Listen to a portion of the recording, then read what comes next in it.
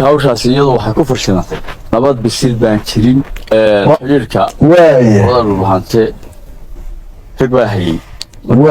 wardaan iska tagno mar haddaan meeshii inoogu imanay shir waxa uu ahaa dhuumasho ah shir daran gaara laga leeyahay arrinta kale oo uu qarxiyay wasiiro jabhadda SNL ayana soo ayay oo arrintan qayb ka ahaa lama dhuumanayno wallahi lama dhuumanno wallahi ummadaasi dhibaato in ku filan waa soo martay lagama yaabo mar labaad in dhulkooda curaar loo bixiyo cid kale lagu raali geliyo insha Allah ta'ala.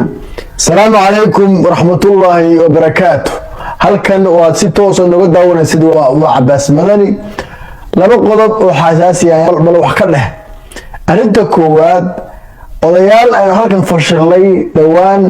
doonayeen inay gaashaamo u dhuuntaan ay gacan bidixeeyaan basiirka dalka SSC Khaatumo nimankii ii doonay halkaa tagay gaashaamo ayaa shalay afka furtay waxay ka hadleen sida wax u dhaceen cidda kala shaqeynaysay iyo labadan barnaamij ku faaqidi doona waxa kamid ah hogaamiyaha maamulka Maakhir State tagay magaalada Laascaanood caasimadda dowlad goboleedka SSC Khaatumo madaxweynaha dowlad goboleedka SSC Khaatumo Cabdiqaadir Axmed oo Cali Firdhi ayaa ku casuumay qasriga madaxtooyada ee looga aramiyo SSC Khaatumo hogaamiyaashu waxay ka wada hadleen qodobadaasna waan idin faaqidi doonaa insha Allah ta'ala fadlan isgaarsii muuqaalkan meel ka tooray qodobka koowaad maalin dhaweyd halkani dhamaantii inagoo wada jira anigu degdekan wax idin soo gudbiya kaliya waa meelaha dhaadheer ba ka turtaane waxay fashilay niman odayaal iyo culamo sheegtay oo doonayay inay gaashaamo u tagaan shir dhuumasho ah halkaas sawir lagula galo arrinta waxaa dabada ka riixayay hogaamiyaha jabhadda khawaarijta argagixisada SNL Cirro iyo tiimkiisa nimanbaa la soo dhinac maray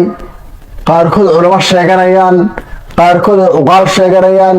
buu wallahu nuhu la yiri waxa la rabay markaa dadka la khiyaameeyo halka waanay qeerinay waanay jamaahirti kicinay waanay shacbiga reer SSC Khaatumo meel walba gaarsiinay waa tii si wada jir aynu uga wada waxa weeye aynu isbedel weyn uga muujinay aynu kacdo balaaran muujinay ugu dambeyn waanay joojinay kooxdii dhigmiiratada ahayd ee doonaysa dhiigga dadkeena inay ka beec bushturto haddaba waxa xalay ama shalay afka furtay mid ka mid ah kooxihii ka socday nabadiidka jabhadda SNL oqaashoodii ayaa wax walba fashilay waxaan muuqaalkan idinku daaro qodobada uu ka hadlay qaabka uu shirka ku fashilmay cidda shirka waday ujeedku wuxuu ahaa wax walba banaanku keenay marka aad dadka masiirka ummadda ilaalin weydo ilaahay ceebahaaga ma asturo ilaahay ceebahooda fashilay anigu kuwa door idhalini maayo ninka door wuxuu doonaya waa garanaya laakiin ninka reer SSC Khaatumo especially dhulbahante waxa uu isagu doonaya ma ahayd haddaba waftiga wuxuu ahaa iyo dhagaarta arrintaas ku gadaameed ila dhageysta ninkan ayaa inoo sharaxay ninkan oo Isaaq oo jimcaha baan halkan ka baxnay intaanaan magaalada ka bixin ayaa xiriiriya qolada dhulbahante ay la soo hadleen iska jooga baan ugu baan soo baxaynaa iska jooga odayd marka waa hadlahay wax qaban oo tagno nabadoon nabad caana de ma ahayn waxayd koox buu wada joogtaa iyo tog dheer joogtaa wala dawladuna gacan bay ku lahayd bismillaah la soo xidhay waayahay saddex qodob baan muuqaalkiisa ka qaatay dama wada baahin kare inta aan ugu muhiimsan horta wuxuu sheegay shirku koox aysan u ahaa koox buu wada joogtay buu yiri koox tog dheer ama burco joogta ayaa shirka abaabuleysay waa qodob oo shir waxa uu ahaa dhuumasho ah shir daran gaar laga leeyahay arrinta kale wuxuu fariin buu diray oo ah ama uu qarxiyay wasiiro jabhadda SNL ayana soo ayay oo arrintan qayb ka ahaa arrintan riixay qolada buu wada joogtay la xiriiriyay taasina waa shirqool weyn oo la rabay in waxa weeye la isku xsaabtamo aw sheeg sidoo kale habar jecel ayaa gogosha dhigtay ama Isaaq sidaas halka kooxda buuhooda joogta ee doonaysa inay waxa weeye gacan bidixaysana ay tiri dowlad deegaanka gogosha dhigtay. taasina waxay ahayd qodob kale. saddexdaa qodobba qool iyo dhagar laga badbaaday ayay ahayd arrintaasi. waxaan maqli jiray sirma qabe saaba biyo celiya. nimanka ka shaqaynayay arrintaasi oo ninka Isaaq maanta inoo sheegay sabab ay inoo dhex fadhiyaan buuhoodle reer Khaatumo aanu ma qabo inay sax tahay. waa in la maxkamadeeyaa ciddii kala shaqaysay ee maamul ahayd ee waxa weeye qeybaha kala duwan ee hawsha ka shaqaynaysay waa in la maxkamadeeyo weeye oo lagu xisaabtamo. xaqiiq weeye arrinta haddaan maalintii hadleen haddaan qeyladhaan waa waray aanan waxa weeye afka labadii qaylin waxay tagi lahayn gaashaamo sawir baa lala geli lahaa. international community-ga caalamka adduunka dhan waxaa laga iibin lahaa beelo reer esanaba ishaya. waa si narrative-ka ay abuuri jireen doorku ay meelaha wareejin jireen. arrintaasi halis bay ahayd aynu ka badbaadnay. waxay horseedi lahayd in la kala dhantaalo midnimada iyo wadajirta reer Khaatumo oo la yidhi reer Aragaalana gaar ha u fooftagaan reer Soola gaar ha u fooftagaan. hadda horey reer Buuhood la u fooftagay taasaa la oran lahaa. marka si wadajir ayay arrintaasi ku fashilay. arrimankii waxaan ka shaqaynayay caawa ayay dhex fadhiyaan dhiiqo weyn. nin walba hawsha ka shaqaynayay liiskiisi waa la hayaa. weli la maxkamadeeyo weli la xisabto oo aynu talada ka ilaalinaa oo aynu shirarkana ka ilaalinaa. waayo waa gacan saddexaad baa ku jirta xaqiiqii. taasi waa qodob. intaasaan leeyahay shirqoolka aynu ka badbaadnayna hadda ilaahay baa ina jecelo waxaynu ka noolahay waad garan kartaan. waxaynu ka noolahay waad garan kartaan. qadiyadani wiilal baa ilaashanaya gabdhaha ilaashanaya haliyeeya ilaashanaya. isku dayi karta inay khiyaamayso habeenka xalay tagay weeye. kii isku daya sooma tiirka la istaajinaya. talada annagaa leh dhaxalkayagi weeye. cid ku ciyaari karta ama oday ku ciyaari kara ama wadaad ku ciyaari kara ama dhaqan ku ciyaari kara ma jirto. haddii horey aysan u jirin kuwa qadiyadooda ilaashada oo la gacan bidixeeyo oo waxa weeye la sarrifo dhiigooda maanta maya war jamaahiirda sorun maaha. dhiiggeena meel la sarrifan karaa qadiyadana meel la iibsan karaa maya. adeerow cibaadayso masaajidka gal ilaahay wax dhaam ha ku siiya. qodobna wax rabaan ku dhoolo arrin halisa rabaan caawid inoo wadaago. cirro iyo tiimkiisu siyaasad ba ciyaareen. waxay qorsheeyeen waxay dheereereen si Khaatumo 800 tiknika ba haystaan. caadifada qabiilka ku weyn dagaalka kama adkaan karo. wixii helay 25 August iyo maalinta ugu dambeysay Jimcihii baan la soconaa nimanka dagaalka kama adkaan karo. xabad haddii qushliga siinama kama adkaan karo. wuxuu markaa cirro keenay policy ah وأنا مشاهر كسيا نك رئيس قاتم عسكرية حبدا يقول لي وأنا مشاهر كسيا وين ها نك حبدا إلى الدعية أنا وحوي إلى الدرسان وأنا مشاهر كسيا وأنا لا نشوف تورا واللي إلى ما أنا عمري مقتل لا وقبلنا سنة بالعشرة سوء أنا بحيسا سنة كده وين كنا دري كرنا نك مثلا نك رئيس قاتم حبدا يقول لي أنا مشاهر كسيا هذا هو وجركته سياسة فوق بكرية أردت سوى نجار وين هل لقب حوي في تجناده حد وحيرالنا إليه صمر الله هاين لكن ده هنكوهنا إتنوه هاي حقته ذي حوي أرمه ده هو سوالة صعنا حلال شيء يصير كذا تغيير كديدين وده ورمانين حبة نقول العكس ينسى أنت سنسوي كديد marka dhagartaasna hal laga fijinaado waxa weeye hal loo togo hadda ilaahay baraadinay meelii arintaasina waa dhanateed waa riwaayad waa walaahow ana ku hungoobayaan insha Allah taala qodobkaasina waa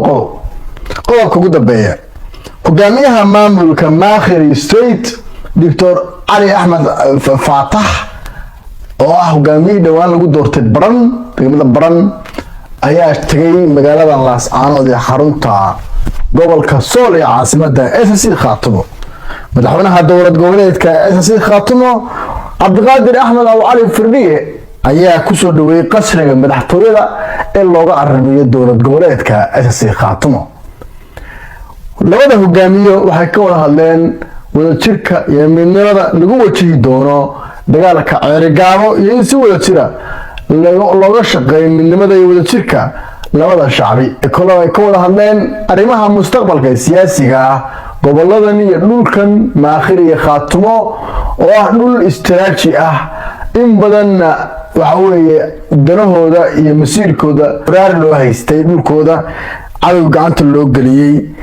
dabcan dibadaabiye badan laga shaqeeyay markasta dadka reer maakhir ama si kale hadaan u dhigo warsigay dhulbaahante aad baa loo kala ilaaliyaa sababta ma garanaysaan waxa loo kala ilaaliyo waxa weeye waa sida dhulbaahante loo kala ilaalin jiray isaaq dhulbaahante ma kala ilaalin jiray waagii dalkan cadowgu joogay saddex reer oo dhulbaahanta inay khayr iyo wanaag isugu yimaadaanba isaaq waa ka diriri jiray oo ka dagaalami jiray markii dambe waxa dhacday midnimada dhulbaahante ayay ka carareen midnimada dhulbaahante waxay dhashana waa aragnay Soomaalidu waxay tiraahdaa waraabo daalay baa dirirta loo tagaa dadka in badan bay kala qaybiyeen ugu dambeyn markay midoobeen adduunka dhan baa gelgelmay jabkii ugu weynaa baa ku dhacay jabhada khawaarijta argagixisada horta marka koowaad soo dhaweynaa kulankaas habeen hore ayaan halkan ka hadlayo arrimo badan oo madaqada ku nool arrimo badan ka hadlay waxaa muuqata fariimaheygii inay dhammaantood successful ay wada noqdeen oo ay wada guuleysteen meelihii loogu talagalay ay gaadheen sideedaba anaguna xaqiiqadan ka wajaha runta xaqiiqada kama gabadaan halka u dhimanasana waa taabtaa marka ifaalo fiican baa muuqda mid kale warabaan idin sheego reer maakhir iyo reer SSC Khaatumo arrimaha ay wadaagaan waxaa ka mid ah arrinta koowaad waa dad isku juqraafiya isku dhul isku deegaan ku nool arrinta labaad waxay ka simeeyeen midnimada Soomaaliya iyo ilaalinteeda oo ay muddo badan u halgameen sidoo kale waa dadka kaliya ee dhulkooda waxa way curaar loo bixiyay curaar iyadoo cid kale lagu raali gelinayo waxa weeye dhulkooda laga dhigay waa dhul lagu muransan yahay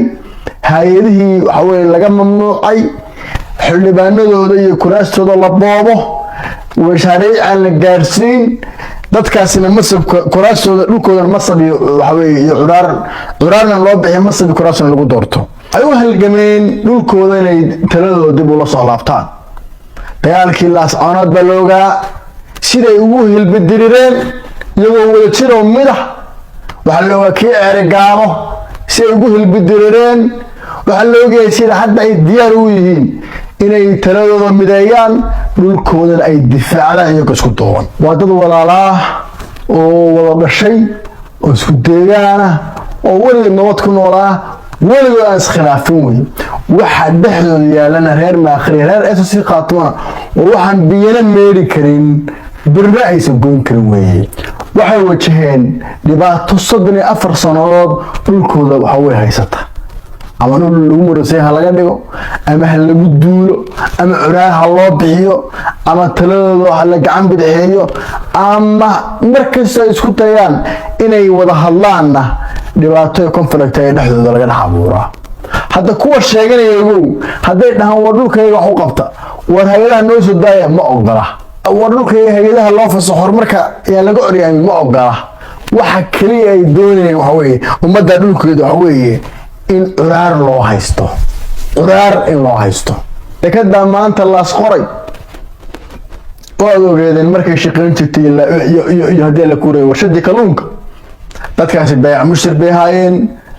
ilaahi dhaqaalaha dhan laga dagaalama iyaga reer SSC Khaatumo iyaga reer maakhir marka maanta inay midoobaan inay wax iska weydiiyaan dalkooda iyo deegaankooda waa arrin mudan in la soo dhaweeyo weyn ilaaha hadeerna soo far sida hadda ay wax u socdaanna waa si wanaagsan weey insha Allah waxaan rajaynayaa in guul inoogu dhamaato hawlaha wanaagsan ee socota marnaba arrinta qadiyada dadkeena iyo madaqada umada ku nool lama dhuumanayno cidna uga gabanbayno dadkaasi masiirkooda iyaga xor u ah waa taageersanaano waa soo dhaweynaynaa waxa weeye insha Allah wanaag iyo midnimo baan doonaa insha Allah taala inay maamul waqooyi bari oo waqooyiga Soomaaliya ka taliya oo dadkaasi ku midaysan yihiin oo ay mid ku yihiin baan doonaynaa insha Allah taala inaan ka shaqeyno lama dhuumanayno wallahi lama dhuumanno wallahi ummadaasi dhibaato in ku filan waa soo martay lagama yaabo mar labaad in dhulkooda curaar loo bixiyo cid kale lagu raadin insha Allah taala qof kasta oo reer maakhira oo reer istiqaat waxaan leeyahay indhaha fur taariikhdii la soo maray tagtay wax ka baro wax ka baro dhulkaasi horumar ahaan dib u dhacay ganacsi ahaan dib u dhacay waxa way hay'adaha ma tagaan sababta magaranaysa waa la curyaaniyay sidaas mar labaad u soo laaban maanta talada gacmihiina ku jirtaa u midooba insha Allah taala khayr badan idin rajayna insha Allah. Assalaamu calaykum.